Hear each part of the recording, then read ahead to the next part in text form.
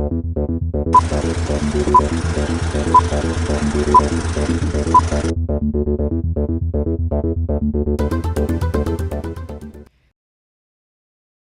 to ReelTV.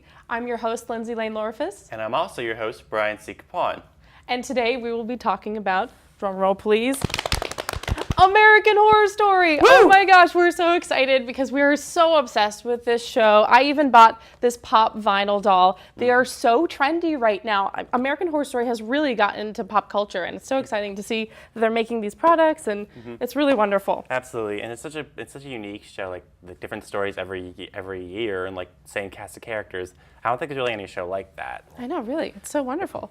So this season, yes, we have Freak Show, American Horror Story. It premiered on Wednesday, so we both watched it, and it was amazing. Amazing. The setting takes place in Jupiter, Florida, in the 1950s, and so this is my 1950s circus tent-inspired dress, since it's a freak show.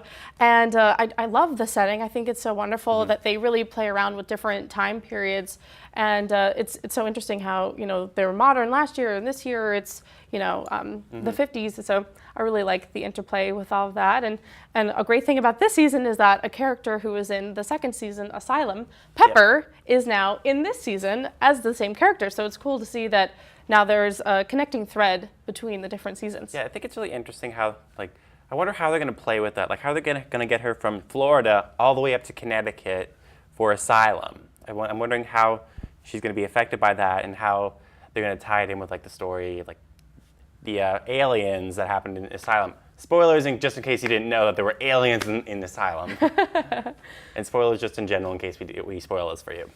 But she was a very downplayed character for the first episode. And I kind of liked that she was a cameo character.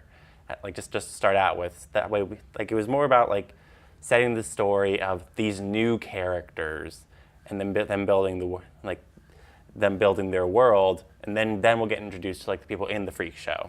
Exactly. It was great that it was an hour-and-a-half episode, so they really laid down a good foundation for all of us, and we really got to know Bet and Dot the most, and their whole background, and so I feel like they're... And Elsa Mars. Yeah, and Elsa Mars, too. Yeah, exactly, and there's a big surprise at the end of the first episode. I was totally shocked, because I feel like I've researched so much about this show that I knew that there'd be, the lobster hand man, and all this stuff, and a three-breasted woman, all these things, but I was totally shocked when I saw that at the end of the first episode. Absolutely.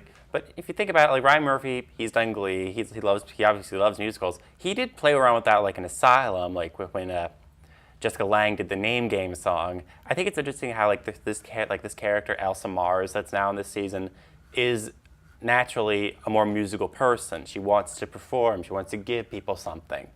Yeah, exactly. And Jessica Lange is such a talented actress and singer herself that even her vocal quality was totally different when she sang in this first episode than when she sang in season 2. And she did the accent perfectly as far as I can tell. The accent is great, but even in just how she manipulated her voice to hit different pitches, and the vibrato was different. It was just a lot softer, and you could see that she really desires to be the superstar. And even at the end of the episode, she mentioned that, and it was just, you could see the desire in her, the desire to please, and wanting to be so perfect. To bring people in just to see her. Exactly. She'll do anything to bring people in. That's why she got Bet and Dot, the Siamese twins. I really like that character as well, just because Sarah Paulson, who plays both the characters in one body, has to do everything at least 4 times that I've read. It's amazing, the CGI effects. Yeah, the CGI is really good. It's very, very flawless, and I appreciate that because I know a lot about this stuff. It's very flawless, and the characters interplay with the two girls interplay with each other very well. They also have this interesting telepathic link. Yes, I'm so excited about that. Yep. I didn't know that was going to come into play, and so that's just a neat way to show how their relationship works between each other. Absolutely, and I'm wondering how they're gonna fit into this freak show, because in the first episode they didn't want to belong just because they thought it was someplace that, well, at least Bet didn't, just because she's the more stubborn one. Dot was all into it, but Bet, who seems to have a little bit more control over her sister, didn't want to be the performing monkeys of this freak show. And she might turn out to be the one who's talented and can sing, because in a little preview clip, it showed that she was the one singing. So that's exciting. I'm really pumped that it's turning into a more musical show, because as a music education major, you know, I really appreciate things like that. And so I like how Ryan Murphy is really pulling on all of his strengths and putting them into one thing. And now he is releasing the fact that he's doing American Crime Story. Really? So that's really exciting. So that'll be coming out in the near future. So I really feel like he can capitalize on this idea of American whatever, you know, and go with it. And that's really an exciting thing. Yeah, I think I think that's very interesting just to think about. He's doing so much with like all these different kinds of shows. There's Glee, and then there's American Horror Story.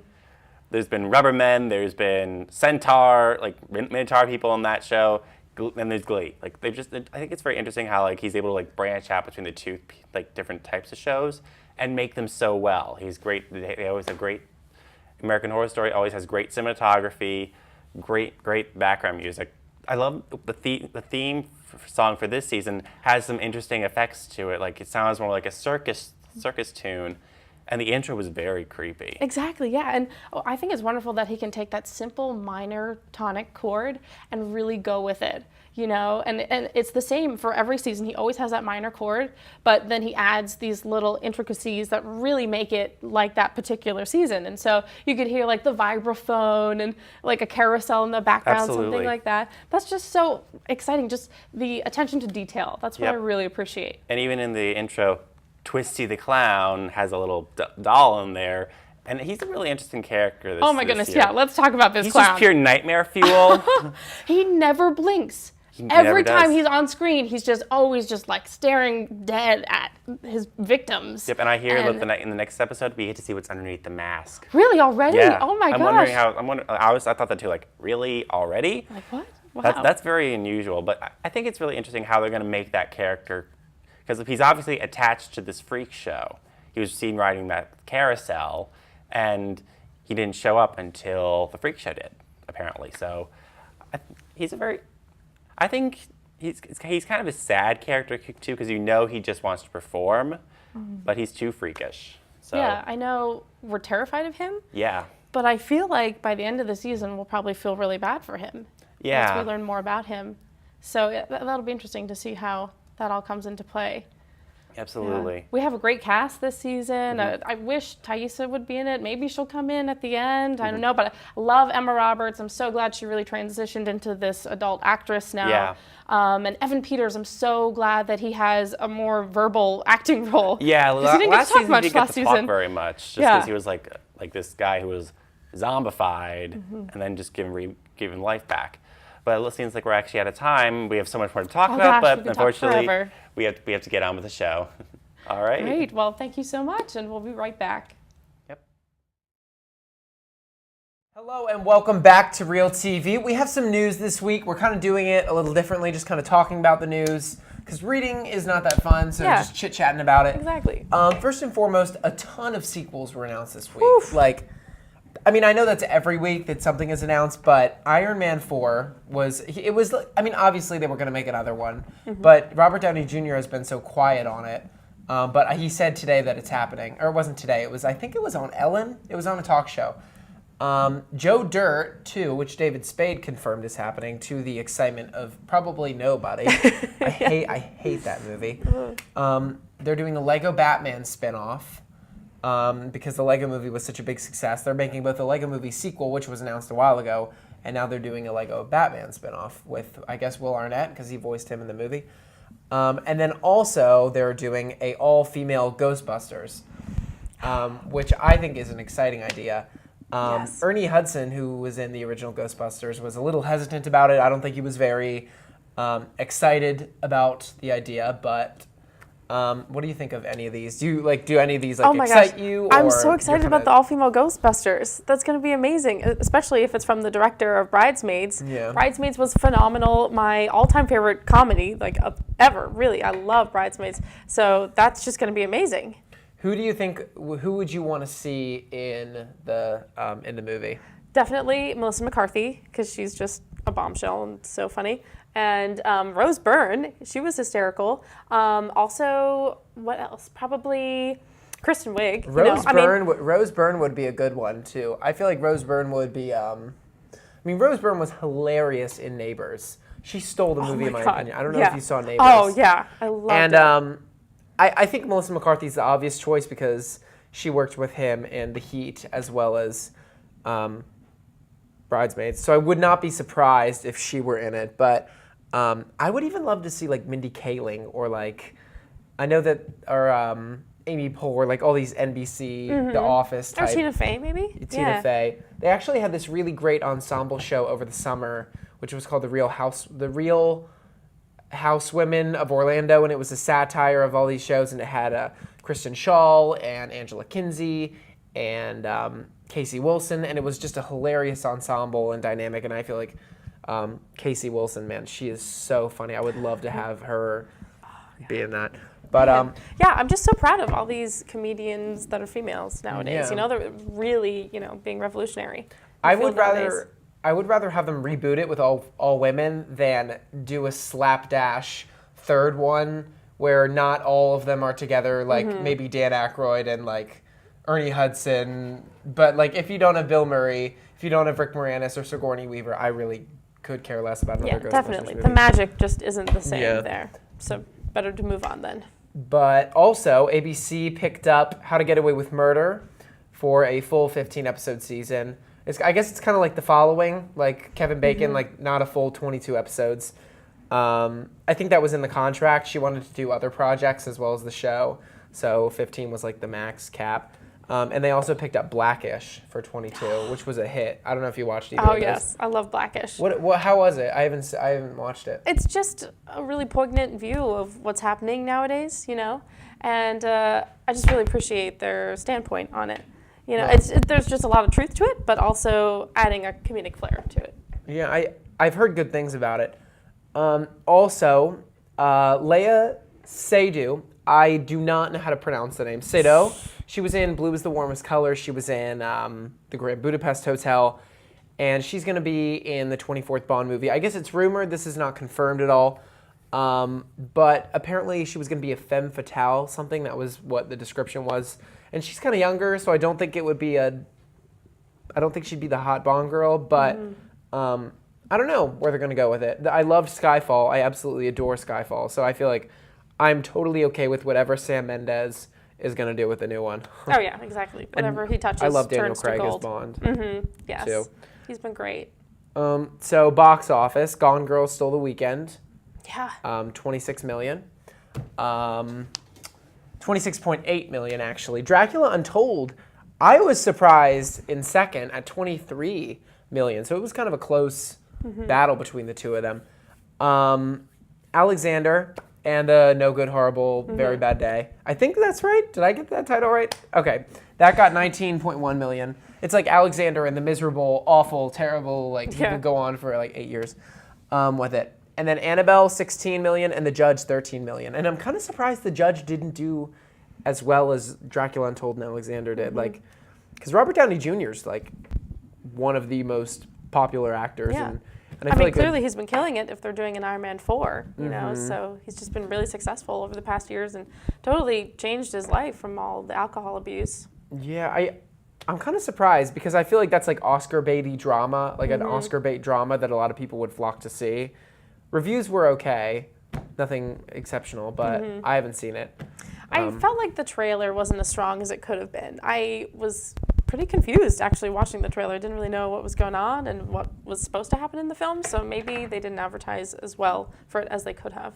It was almost like they advertised it as a comedy initially. Yeah. And then they went, because there was a scene in the trailer where I'm pretty sure Josh Gad, who was in Frozen, he was he's one of the, and he was on Book of Mormon, right? Yes. In the musical. And he gets like peed on or something with pee in a urinal, and Robert Downey Jr. and they're like beep, beep, beep, beep, like funny comedy.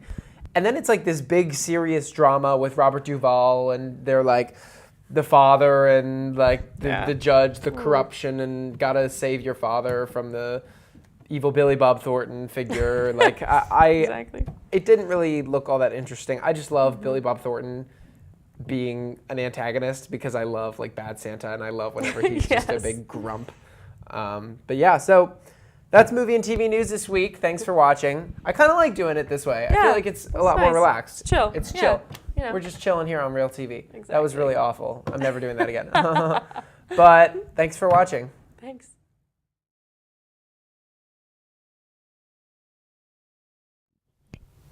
What's up, guys? Welcome to ReelTV Trivia. I'm your host with the least, Eric Dowling. Tariq Rashid, I'm coming for you. I got it. Again.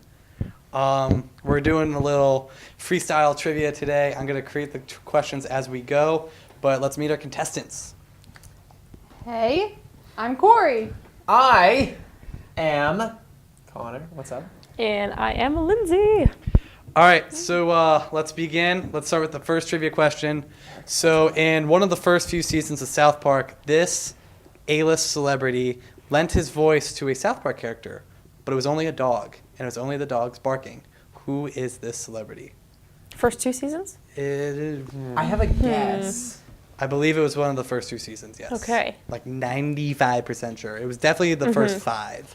I have a guess. Okay, go ahead. My guess is George Clooney, only because he was in the South Park movie, because I think maybe he had worked with him before. And George Clooney, he played the doctor in the South Park movie when they put a baked potato in instead of Kenny's heart. So that's my guess, George Clooney. I don't know. I'm going to go with Mel Gibson. I'm gonna say George Clooney too. Can I? Can't double copy. it? Connor's correct. Yeah. Whoa! He voiced Stan's dog, Sparky the dog, who ended up being gay. Funny episode. But anyway. All right, so our next question, we'll move on to the world of the Coen brothers. Jeff Bridges, we all love him as the dude. But true or false, he created his own wardrobe from the clothes in his actual closet. So all of the dude's attire is actually Jeff Bridges' attire. I would guess True. True. That's True. so True. true. Totally Yes, true. true. Eric! Yes! I guess the costume designer had an easy job. Yeah, he did. Yeah. Real easy. You know, Jelly's long robe and Jeff Bridges. That's all you need. All right, so let's see. Next bit of trivia. my rug. All right, so in Jaws, we all know Jaws, right? What's Jaws? Yeah, exactly. Beforehand, Steven Spielberg went with this other famous director to look for the mechanical robot for the shark.